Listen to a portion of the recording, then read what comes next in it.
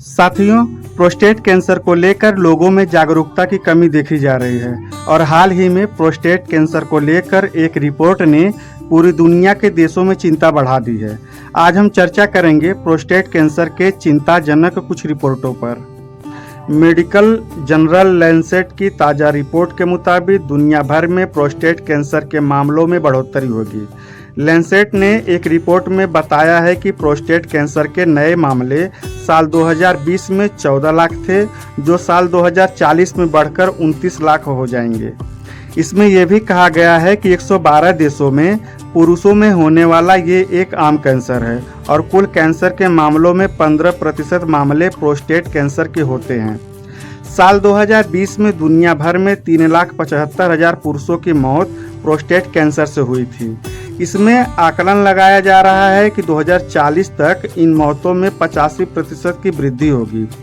पुरुषों में कैंसर से होने वाली मौतों का ये 5वां कारण है।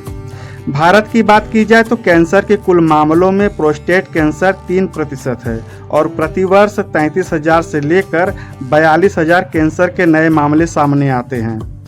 रिपोर्ट के अनुसार हर साल 1 लाख की आबादी में 4 से 8 मामले आते हैं। राष्ट्रीय स्तर पर कैंसर के मामलों में 30% की बढ़ोतरी हुई है। वहीं पिछले 25 सालों में शहरी आबादी में प्रोस्टेट कैंसर 75 से 85% बढ़ा है। दिल्ली में रहने वाले राजेश कुमार को साल 2022 अक्टूबर में पता चला कि उन्हें प्रोस्टेट कैंसर है। उनकी पत्नी रितु मारवा फोन पर बातचीत में बताती हैं कि मेरे पति को पेशाब रुकने की परेशानी आ रही थी और वे पेशाब करने में वक्त लगाते थे। हम हर साल मेडिकल चेकअप कराते हैं। इस परेशानी के बाद हमारे फैमिली डॉक्टर ने अल्ट्रासाउंड कराने को कहा। इस जांच में पता चला कि राजेश कुमार का प्रोस्टेट बढ़ा हुआ है और डॉक्टर ने प्रोस्टेट स्पेसिफिक एंटीजन या PSA टेस्ट कराने को कहा। इसके बाद MRI बायोप्सी हुई और जांच में पता चला कि राजेश कुमार को दूसरे स्टेज का प्रोस्टेट कैंसर है।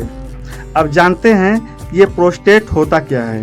प्रोस्टेट पुरुषों के प्रजनन तंत्र का भाग होता है और ब्लैडर यानी मूत्राशय के नीचे होता है। ये अखरोट के आकार का होता है, लेकिन उम्र के साथ वो बढ़ने लगता है। डॉक्टरों का कहना है कि 45 से 50 की उम्र के बाद पुरुषों में प्रोस्टेट से संबंधित समस्या आती है, लेकिन इसका मतलब ये नहीं है कि वो कैंसर ही हो। साथ ही हर व्यक्ति में ये समस्या आए ऐसा भी नहीं है। जब ये बढ़ने लगता है तो डॉक्टर PSA टेस्ट की सलाह देते हैं। जांच के बाद ही अगर कैंसर का शक होता है तो डॉक्टर आगे की जांच कराने को कहते हैं और नतीजों के अनुसार इलाज शुरू किया जाता है। 68 वर्षीय राजेश कुमार का भी इलाज शुरू हुआ और साल 2023 के मार्च महीने में उनकी सर्जरी हुई।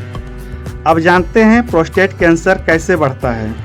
अखिल भारतीय आयुर्विज्ञान संस्थान एम्स दिल्ली में सर्जिकल ऑन्कोलॉजी विभाग में प्रोफेसर रह चुके डॉक्टर SBS देव कहते हैं कि उम्र बढ़ने के बाद ये बीमारी सामने आती है और ये स्लो ग्रोइंग यानी ये कैंसर धीरे धीरे शरीर में बढ़ता है।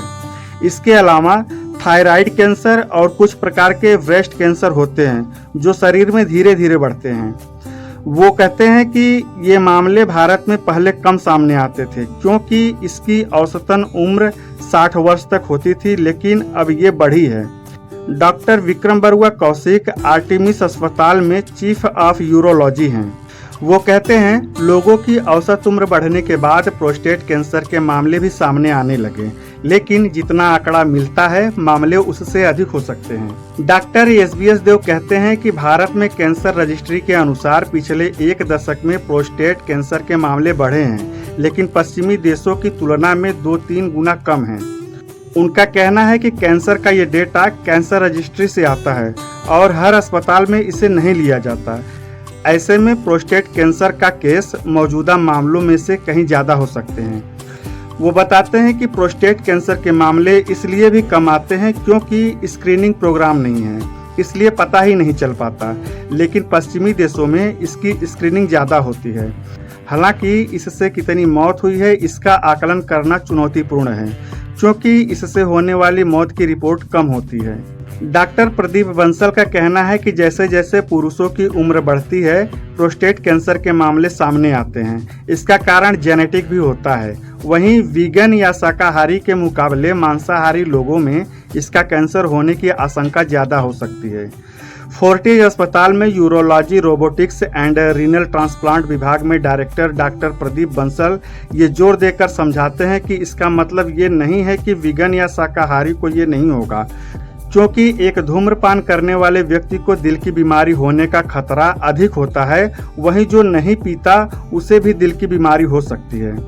इसी बात को आगे बढ़ाते हुए डॉक्टर एसबीएस कहते हैं कि ये कैंसर पश्चिमी देशों में ज़्यादा देखा गया है, क्योंकि ये लाइफ स्टाइल से संबंधित है, जिसमें खान पान जैसे जंक फूड, धूम्रपान, शराब का सेवन आदि शामिल है, जिससे कैंसर होने का खतरा बढ़ता है।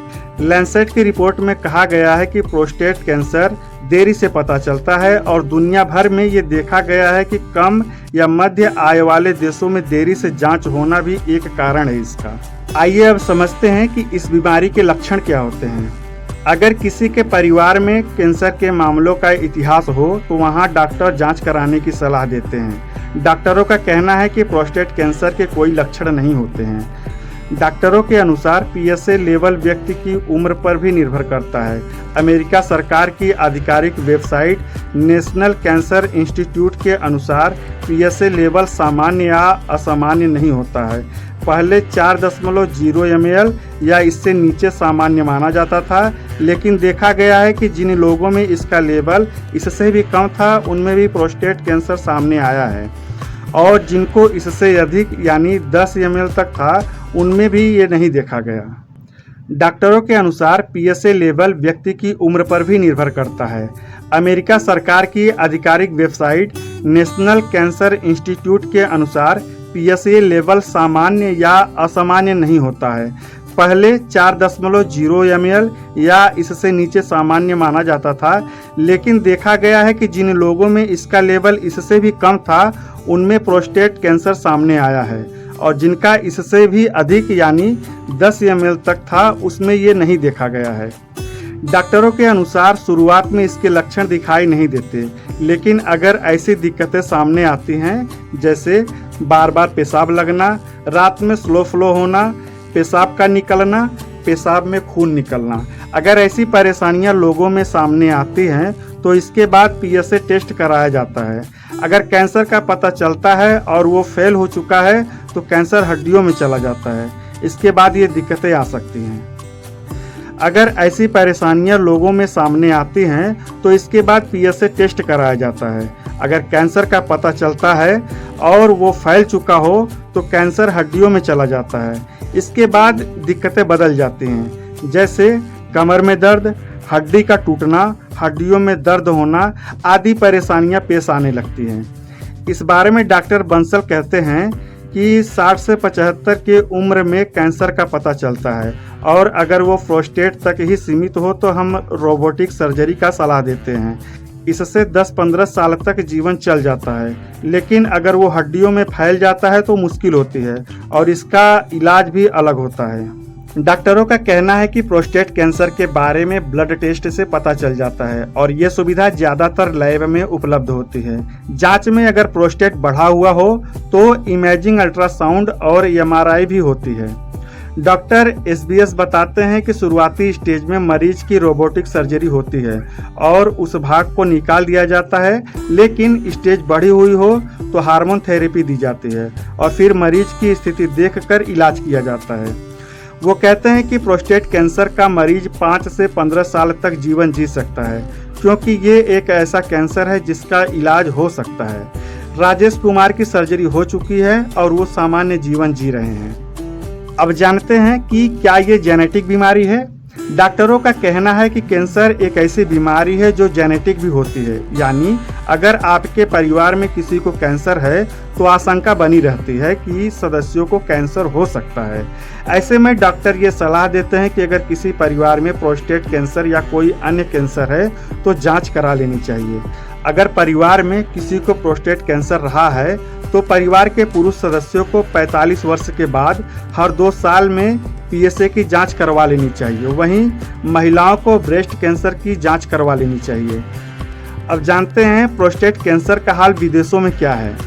लैंसेट की रिपोर्ट के अनुसार साल 2020 के बाद प्रोस्टेट कैंसर के मामलों में पूर्वी एशिया, दक्षिणी अमेरिका, पूर्वी यूरोप, उत्तरी अमेरिका जैसे देशों में बढ़ोतरी होगी और मौतें भी होंगी। डॉक्टर SBS देव का कहना है कि अमेरिका और यूरोप में अमीर लोग अब अपनी सेहत पर ध्यान देने लगे हैं। उसका सकारात्मक असर आने में दशक का समय लगेगा। वहीं 80-90 के दशक को देखें तो लोग सस्ते जंक फूड का सेवन ज़्यादा करते थे, जिसका असर अब देखने को मिल रहा है। डॉक्टर विक्रम बरुआ कौशिक कहते हैं कि अमेरिका में इसकी स्क्रीनिंग बहुत होती है, इसलिए ज़्यादा मामले सामने आते हैं और देखा गया है कि ये विकसित देशों में भी है। लेकिन अब इन डॉक्टरों का कहना है कि इस कैंसर का इलाज संभव है और क्योंकि इसकी रफ्तार धीमी होती है, इसलिए मरीज लंबा जीवन भी जीता है। तो साथियों, जानकारी कैसी लगी? आप अपनी प्रतिक्रिया कमेंट बॉक्स में दें। चैनल को सब्सक्राइब करें, वीडियो को लाइक और शेयर करें